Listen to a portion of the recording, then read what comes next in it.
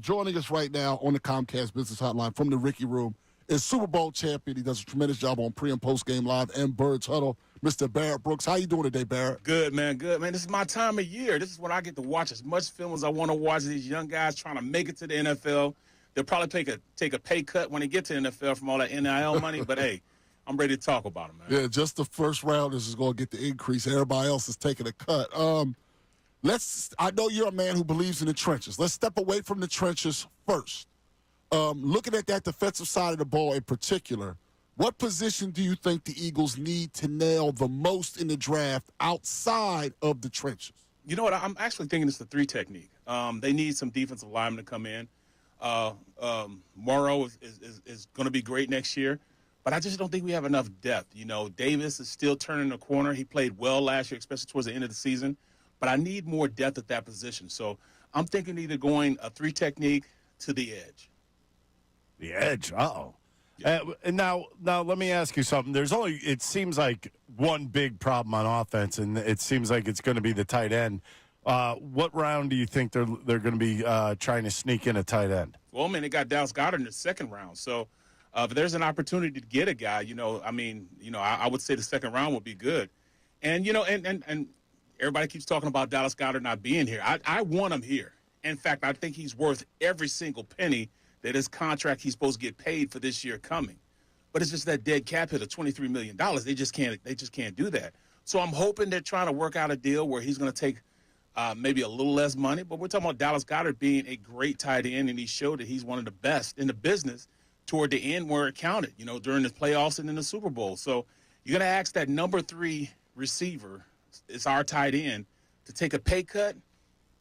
I don't know if he does, but at the end of the day, how many games did he play last year? That should factor into his decision on whether he's going to take a pay cut or not, give a hometown discount. So it's a tough position, but, man, Harold Fannin Jr. is a guy I love. I love that guy, from Bowling Green. Had over 1,500 yards receiving. You can probably get him in the second round. I'm sure you can get him in the second round.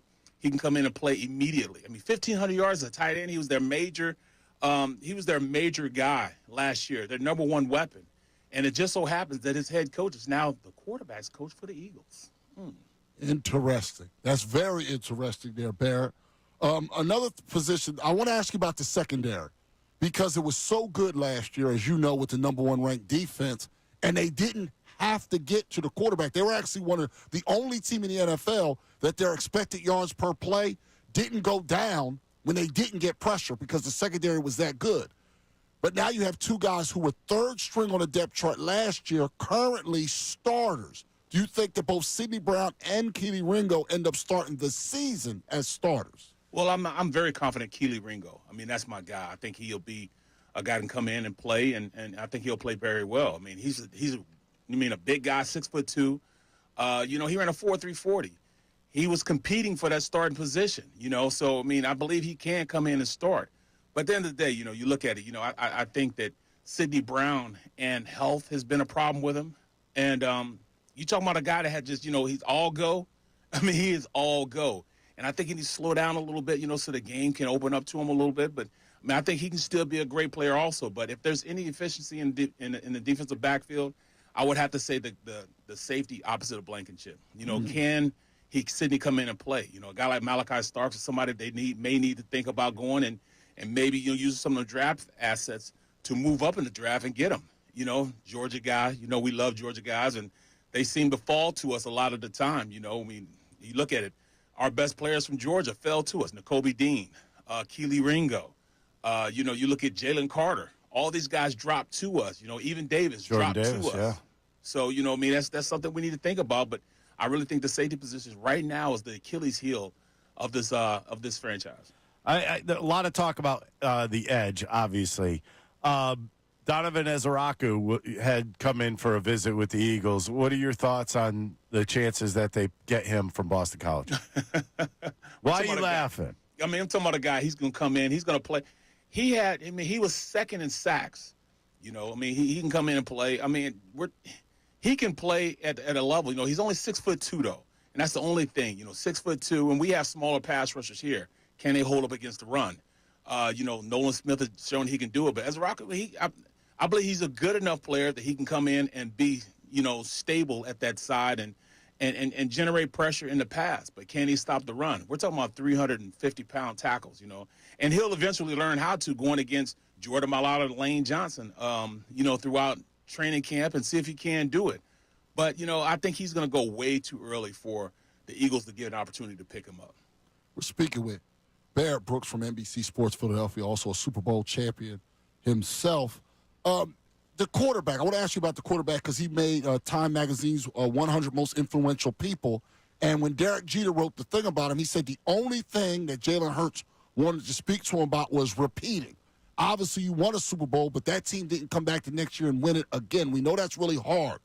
Do you think Jalen Hurts' obsession with winning can help keep this team from being complacent at all, and also help these rookies, when they do come into the league, recognize the urgency to win now? That's who he is. And his biggest trait, what makes him, the quarterback that is, everybody say he's not an MVP candidate. Well, my prediction is he's going to win an MVP next year. But, I say he's a most valuable winner. You know what I'm saying? That's what he is. That's what he does. And his biggest trait, his best trait, is on how he lifts as he climbs. He's climbing up the board. He is now on the top 100. He is somebody that's, he's doing it the hard work. He's doing it with the muscle. He's going out there and he's making sure that everybody sees his production and how his production goes through him working as hard as he works. So, he's lifting as he's climbing. Everybody's getting better as he's getting better. And that's one of the best traits you can have as an NFL quarterback. Now, when you have the receivers that he has, you got A.J. Brown, you got Smitty, it's now time that we start using them. I'm not saying we're going to, divorce the run. I'm a run the ball all day long, 24/7 type of guy. But defensive coordinators can pay millions of dollars to stop those type of things. So just like, what happened in the Super Bowl, they slowed Saquon Barkley down. So what does he have to do? Take that next step in advance and be the guy to go out there and pass for a Super Bowl championship. And that's exactly what he did. It's going to be a little more even next year as far as, run the pass ratios because, that's what NFL teams are going to do to him. I believe that he can take that next step and make everybody happy. Not just Saquon happy, but Smitty and Brown happy pushing the ball now. But who's going to be that number 3 receiver? Is it going to be the tight end again, or is it going to be a legitimate number 3 receiver? That's what I want to see. But it's imperative that, Jalen keeps doing what he's doing. That drive to be the best player you can be, the drive you see from Jordan, the drive you see from Kobe, the drive you see from LeBron, the best players in the world have that same type of drive, wanting to be great.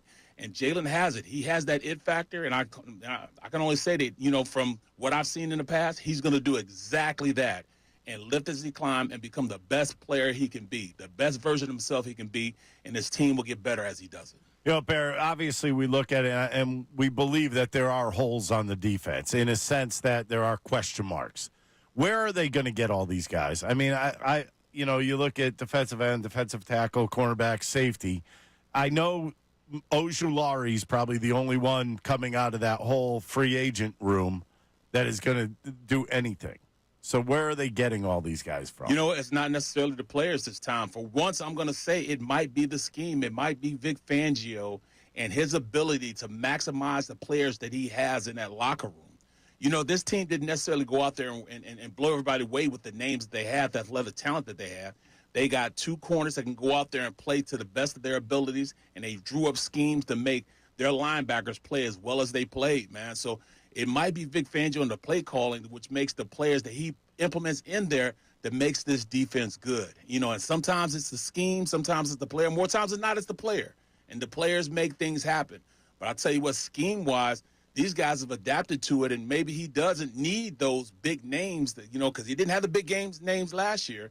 The big names, he has guys that can go in and just play at his scheme and play his scheme the best way they can. He's more of a teacher than he is a guy that's going to go out there and be a rah-rah guy. So I'm hoping it's a scheme. Howie's done a great job of implementing guys into the scheme on the defensive side of the ball. The offense is already intact. It's more so the defense and those guys being able to go out there and play, man. So maybe it's the scheme this time.